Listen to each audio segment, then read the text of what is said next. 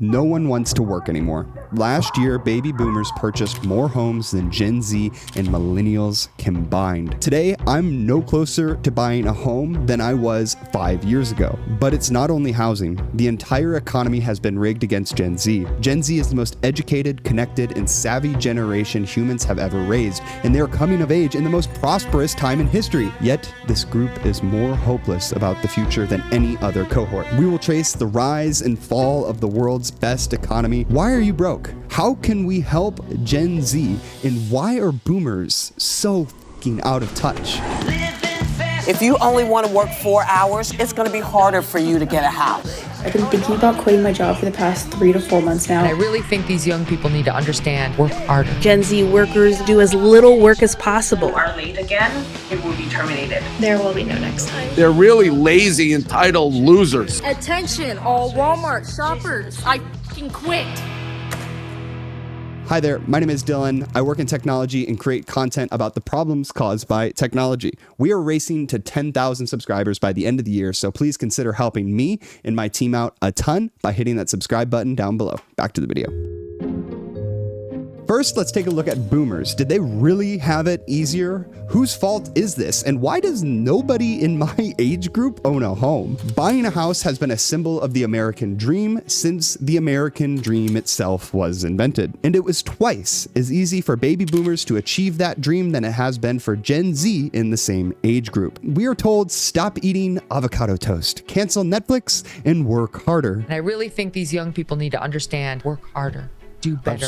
Stop blaming others. Blame yourself. 3 months into my very first job, COVID hit and they sent everyone home. I was one of the lucky ones. Just a handful of months later, in June of that year, they started laying off tons of people. Even more medical workers are losing their jobs due to the COVID-19 pandemic. Every generation is told you're going to do worse than your parents. And you know what? People pick it up and they do what they do and they raise themselves. And this is what you got to do. It's called being a good citizen. This is the one thing boomers just don't get. We are good citizens. We did what we were supposed to, and we still got fucked. I make a really good income in the part of the world that I live in right now, but yet I am still completely unable to afford a home. Like a modest single family home is a solid $3 to $3.5 million here. How am I supposed to come up with a down payment of $400,000 to $600,000 in the span of even the next 10 years? Look, in just the past 20 years, home ownership has shifted substantially from young to old. If you don't ever think you're going to be able to afford a home, what's the point? If you don't think you can ever actually get the car that you want, what's the point? Let's just finance our Coachella tickets over 4 payments of buy now, pay later, and live our happy lives in the now. It's a really sad state of affairs that the American dream is just so out of the picture for most people in my generation that we've opted to just not even try at all. One of the biggest expenses in everyone's budget is your housing. My housing is 40% of my current budget right now. That's a huge piece to just be throwing away. The share of US wealth held by people under 40 has dropped from 13% in 1989 to just over 5% today. This means baby boomers had 7 times the amount of wealth that millennials did in the same age range. Over the last 6 years, the income to afford a median price home in the US has jumped 70%. How many of you are making 6 figures? 14% of people that voted on this poll in my audience make more than $100,000. That means like a tenth of my audience is actually able to afford to own a home in the United States today. We're paying 270% more for the exact same degree. College is infinitely more expensive now. While costs have skyrocketed, the quality of education has really not changed. Is Gen Z actually more entitled than ever?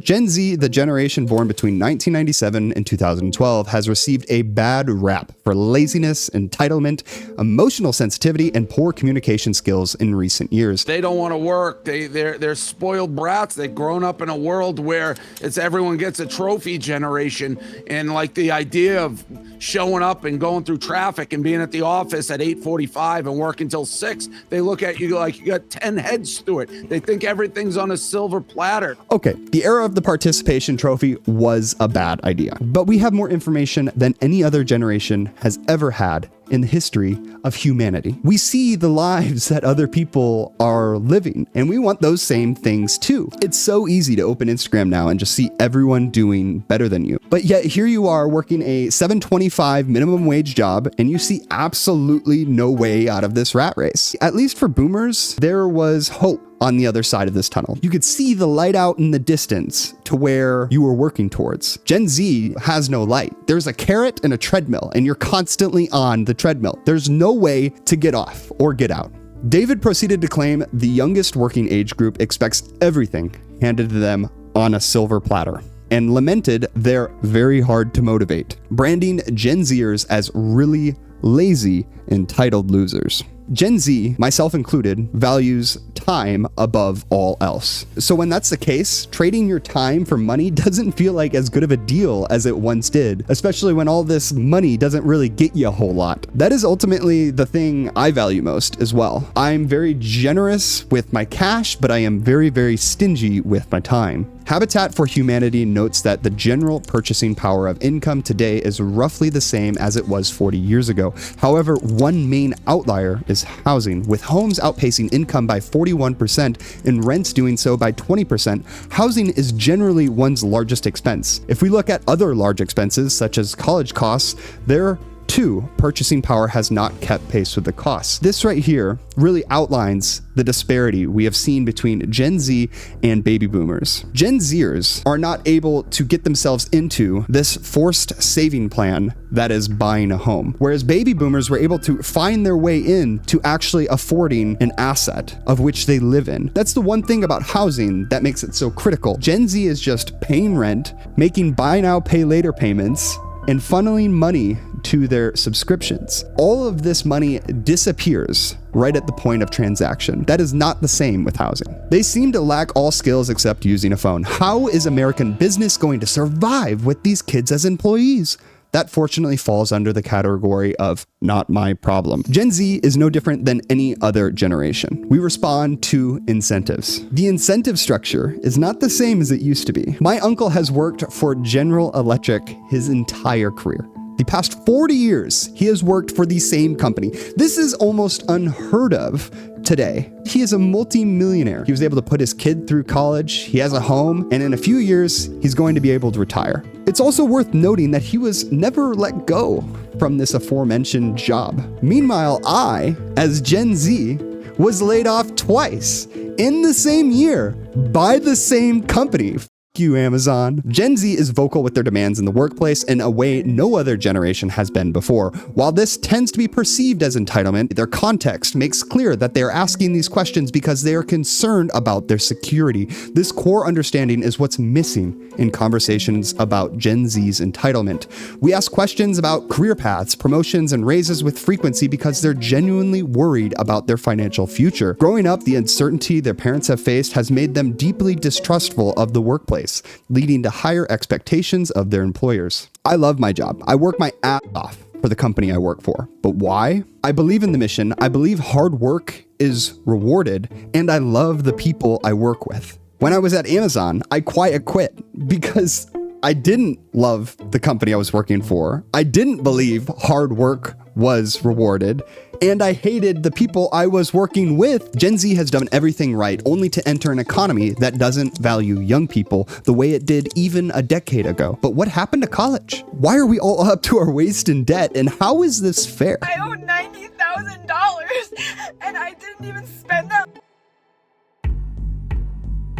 Getting a college degree isn't a surefire strategy to the upper middle class like it once was. Hard work is table stakes in today's modern economy. You need to work hard in the right place. It feels like the American dream was once packaged neatly into a diploma, handed out at commencement as if that piece of paper unlocked automatic success. But now it seems the package came with a fine print no one warned us about: skyrocketing tuition, mounting debt, the saturated job market. College just isn't the value that it once was. Unless you're pursuing a STEM degree or going to get your MD, you aren't going to get that return on investment like you once did. Gen Z with a master's degree or higher now have an unemployment rate of 7.2%, while those with some college experience have an unemployment rate of 9.4%. 51% of Gen Z graduates now say their degree was a waste of money. That is compared with 41% of millennials and just 20% of baby boomers. At the same time, every single decent office job today will require a 4-year degree. It's really unrealistic to expect a 17-year-old making their way into college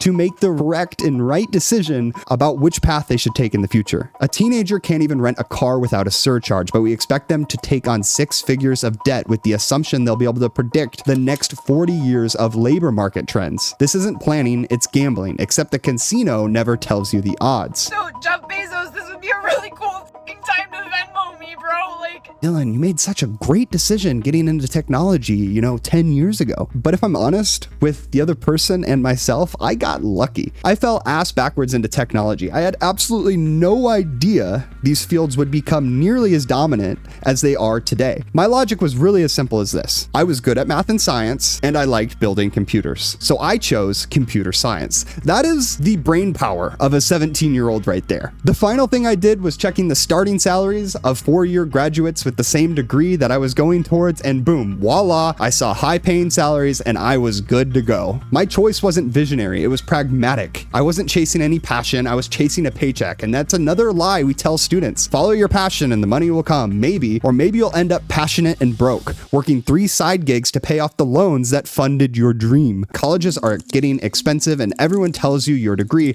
no matter how boring and safe you think it is useless. I'm not saying everything was easy for boomers. They suffered through multiple wars, but economically speaking, things were a lot easier for them. Their tuition was often the cost of a used car, not a mortgage. They could graduate without debt, walked into an entry-level job that actually paid the bills, and buy a house on a single income. Today, we're told to be grateful for unpaid internships and exposure, as if rent can be paid in experience and resume bullet points. I believe in college. I really do. I think it's a rite of passage for somebody going between that formidable year of 18 to like 22. But you must get a degree in something that has an actual ROI. Trust me.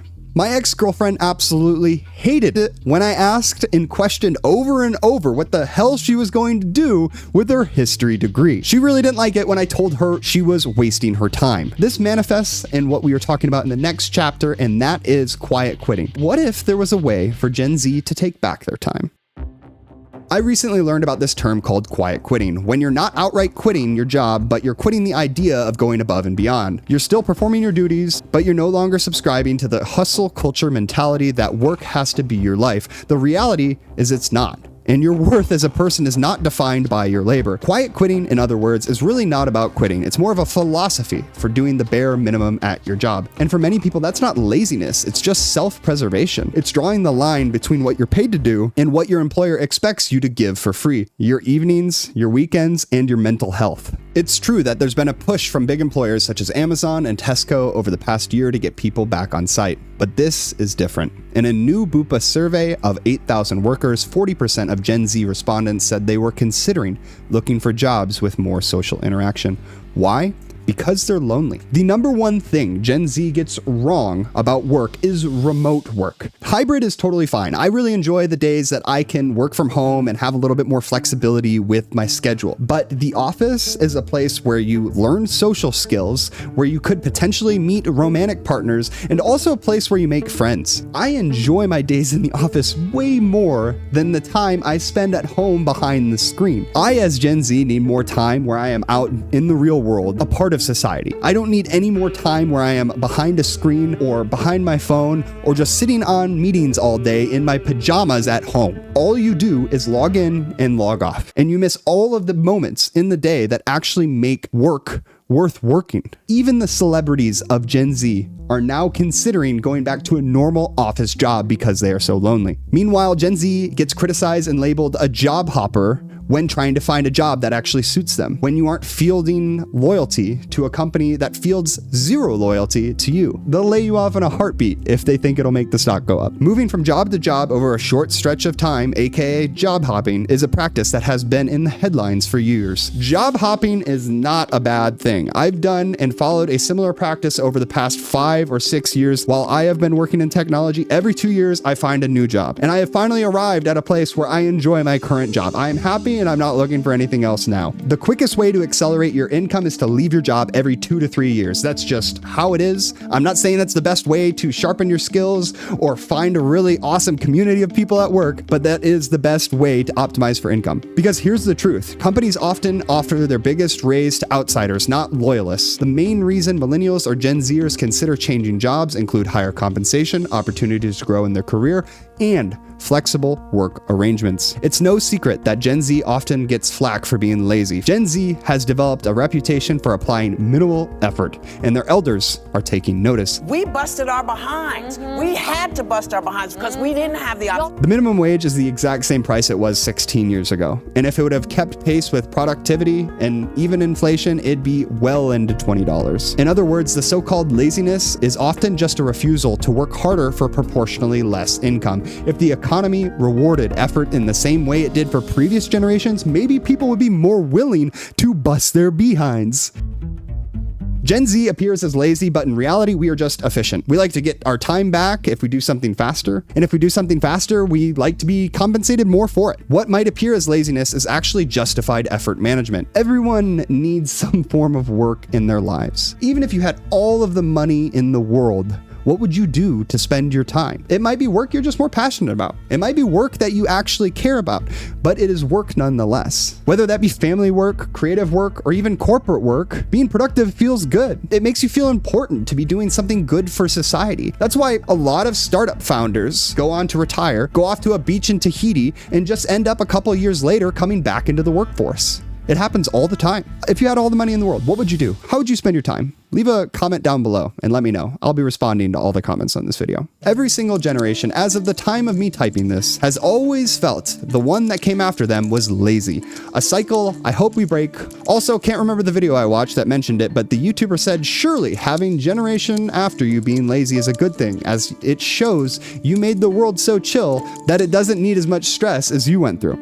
The story of Gen Z does not have to be one of economic failure. It's true, they are navigating a bleak job market that seems to prefer people from a different age bracket. But it's also true that homeownership seems far out of reach. But this generation also leads the country in digital literacy, content creation, and side hustles. Half of Gen Z say they aspire to start their own businesses. They are the most entrepreneurial cohort in modern history, raised in the slipstream of YouTube, TikTok, smartphones, and cryptocurrency. Ideally, the story of Gen Z becomes one of reinvention, a narrative full of young people who stopped waiting for the world that boomers promised and started creating the one that we actually wanted. Gen Z is the same as ever, just like every other generation. And if you're struggling with work and you hate the platform LinkedIn, click the video on screen now